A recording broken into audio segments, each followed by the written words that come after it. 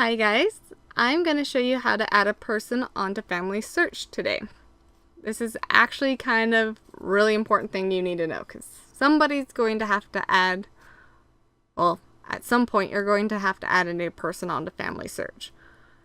It's just inevitable. So we're going to click on Family Tree and it's going to take me straight to my family tree. So this is my family tree. Sorry for all the blurs. You're just going to have to deal with it. I have to keep my life private so I've just got to do it. So you got to work with me and all the blurs. I'm going to actually go up my family tree. If you want to go up your family tree, you just click on these arrows. And if you want to go down, you just click on it again. So I'm going to go up my family tree. I've climbed up it again because I'm going to add on to this Samuel Lindlard and Claire Pay and add on to their tree. So if you want to add a person, there's two different ways to do it. One is right here and click on husband and wife, or if you have children, you can click on the children and say add a new child. This is how to do it when you're on a tree. I will show you later on how to do it on the personal page. So I'm going to add Samuel's husband. Not husband. Samuel's father. That just got weird. Okay. Samuel's father is Thomas. Does Thomas have a middle name? No. Lindlard. He is a male. It already filled that out for me because we clicked on husband. He is deceased. And if you can fill out any of this information, that would be great. If you can't, and you only remember like what their spouse's name is, you can click on this additional information and it'll pull up their parents and spouse information. I'm not going to do that right now because I actually don't want to. Let's see. Thomas was born in 1834. I actually know the place, but I want to see if it will do it without it. And he died in 1911. The better the information, the more information you have, the more likely it can pull up the person on Family Search. If you don't have a lot of information, it's still okay. It can still pull up a lot of things, or some of the stuff you'll find will trigger your memory. I had that happen earlier today with helping somebody else. So once you fill out the information, you can click next. And I can go through this list right here and be like, there's a Thomas Lindlard with their parents, Thomas Lindlard here. Oh my gosh, it looks like, oh no. Okay. Then there's this Thomas Lindlard. We can just keep scrolling and until we find the right one. Mine is actually this one up here. So I'm going to say I can either add the person or add the couple. I'm going to go with add the couple because I find it easier. So we can click add a couple. If you still don't find anybody on this list, you can click refine search and it'll take you back to this, and you can add or remove information if you want to. So we're going to go back to this list again and go, yep, this is the Thomas Lindlard and his wife, and we're going to click add the couple. And look, it's add the couple and their whole family tree. See, look, the tree just keeps going and going and going. Sweet, awesome, all that work I didn't have to add in by hand. So now we're going to actually try adding Claire's family, but I'm going to show you a different way. So once again, we clicked on add a husband, and I'm going to click on this thing that says find by ID number. So this is if you have somebody else's family tree, such as you want to connect your husband's tree to your tree, which now makes me have to do this little spiel.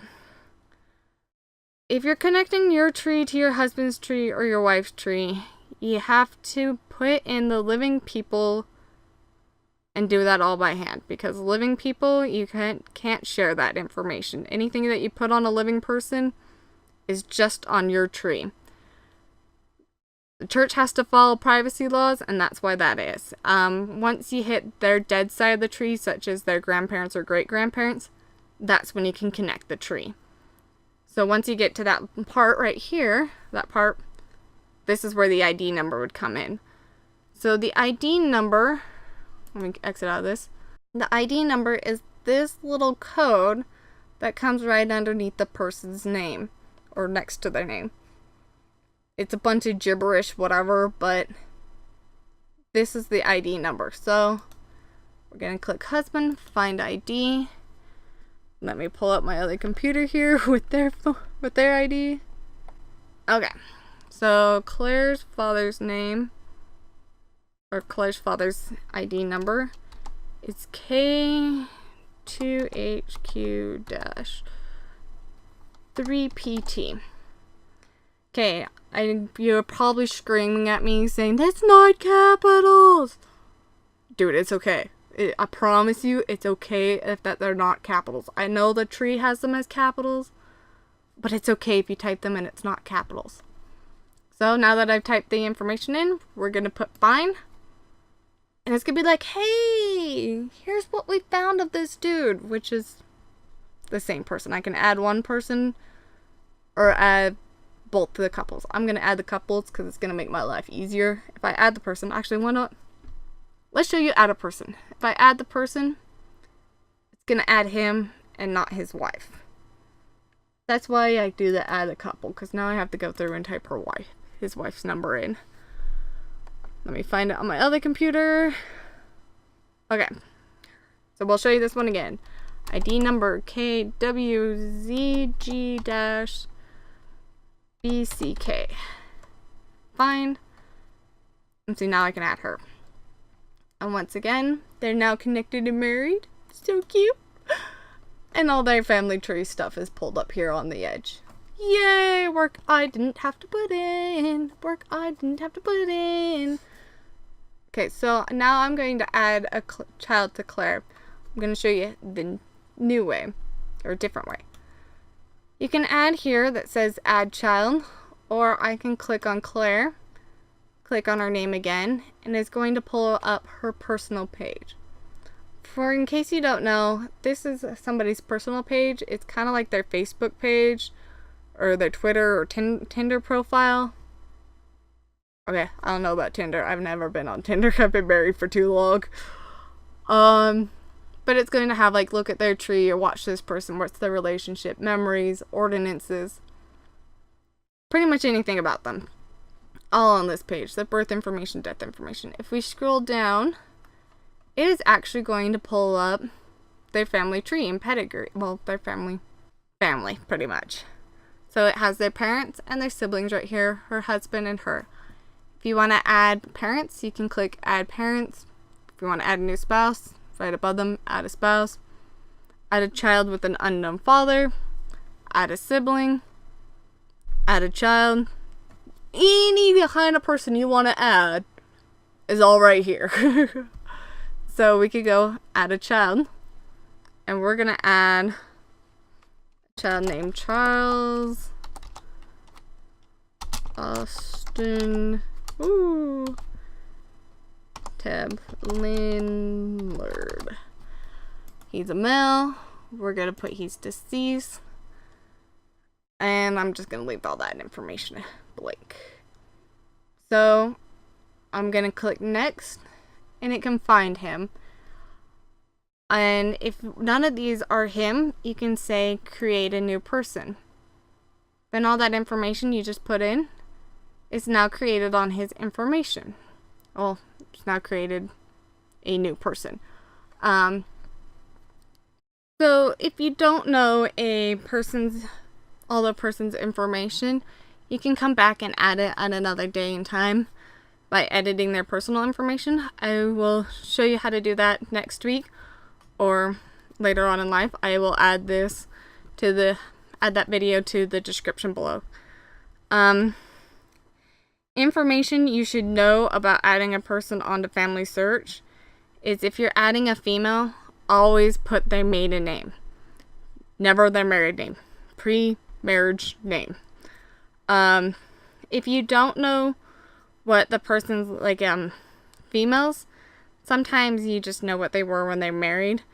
So for that information, you would just put like Mary, unknown, or Alice, unknown.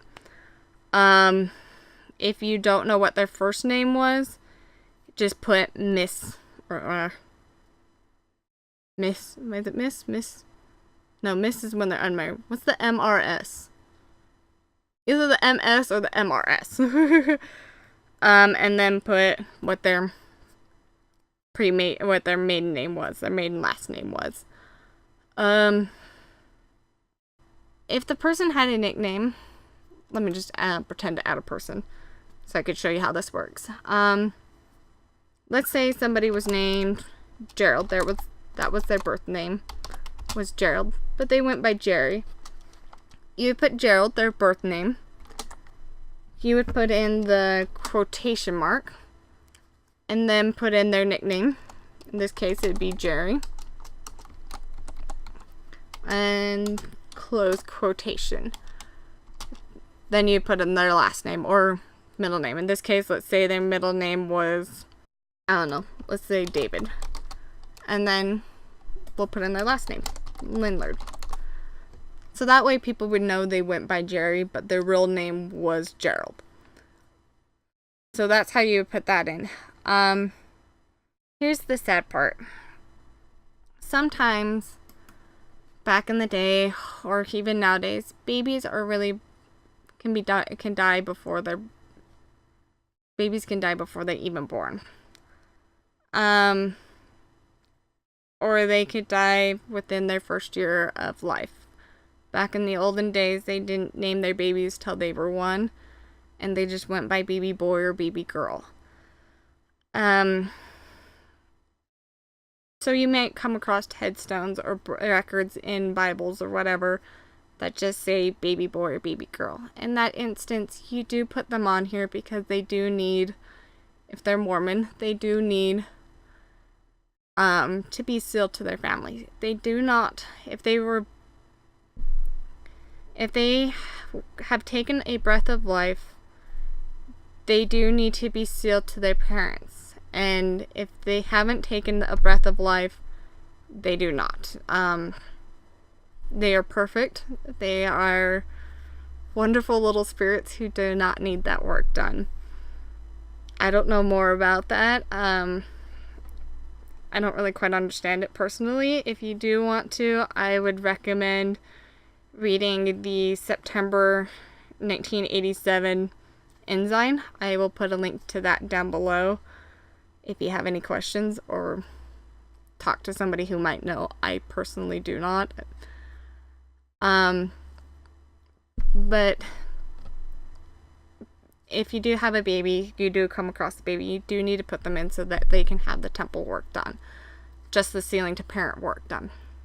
So we're going to put them in, and like this case, we found somebody who has a baby boy, and we're going to put baby boy and their last name Lindlard, because they had a baby boy, but Lindlard wrong. Hold on. I'm so emotional, I can't do anything. Lindlard. So we put that in so that that baby can have its work done, and that they can be known. I will show you next time on, I think, editing a person or editing a person. I'll show you guys on editing a person how to put that baby in as a stillborn, if that's the case. Yeah, if you have any questions, which I bet a lot of you will, please write it down in the comment below. If it's about church related and the stillborn, please do not ask me. I do not know. If you actually have knowledge, please put that in that comment section so that the rest of us will know. Because I personally don't, which is sad because I've been in this boat, so I should know. If you guys have any suggestions on what I should film, please put it down in the comment section and I'll get to those as quick as I can. And thank you guys so much for watching. Have a beautiful week. See you next time. Bye, everybody.